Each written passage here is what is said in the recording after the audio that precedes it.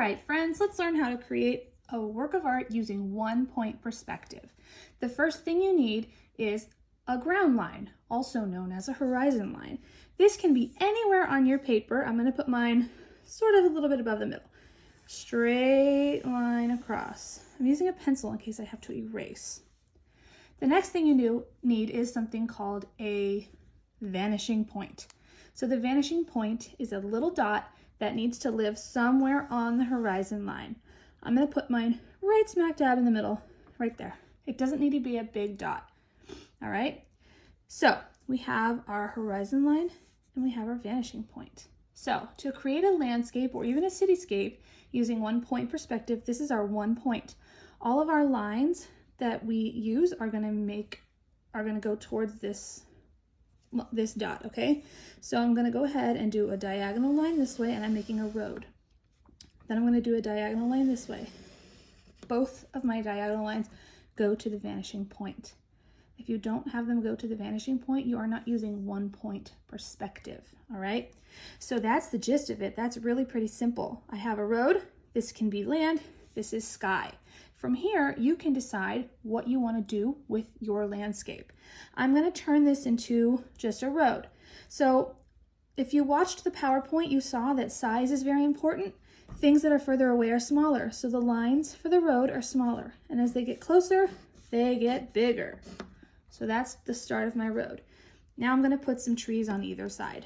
I like little sort of pine tree looking things. Maybe this is a road through some kind of forest. So the trees that are going to be down here are going to be bigger because that's how perspective works. Anything that's at the bottom of the page or closer to the viewer is going to be bigger.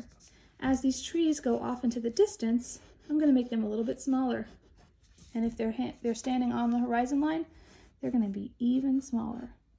Now, should I be putting any trees up here? No, because then they would be floating. Unless I want to put some mountains up there, I could do that. Maybe put some mountains. I'm going to go through the mountain pass. I can use overlapping to create more mountains and more perspective. And I can put some little tiny baby trees on my mountains if I wanted little babies, and you can hardly see anything because remember, if they're very far away, you don't see a lot of detail. I'm also going to add a sunset. Ooh, driving into the sunset would be so nice. I'd love to take a drive into the sunset right now, except for it's daytime and it's raining. Wow, so here's my composition so far. I have plenty of space where I can add more things. Maybe I'll add a little cabin off to the side. Maybe I'll add some bushes. Maybe behind those bushes, ooh, I'll have a little rabbit peeking up or something.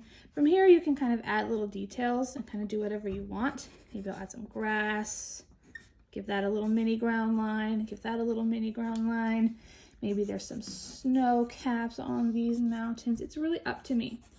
So that's all you need. You need a horizon line, you need a vanishing point, and you are going to add some kind of road, all right? And I hope you learned the other 6 ways that we can do things. We talked about overlapping, talked about size, talked about details. And when you're done, I would love for you to color it and make it beautiful and show it to me on Google Classroom. Thank you.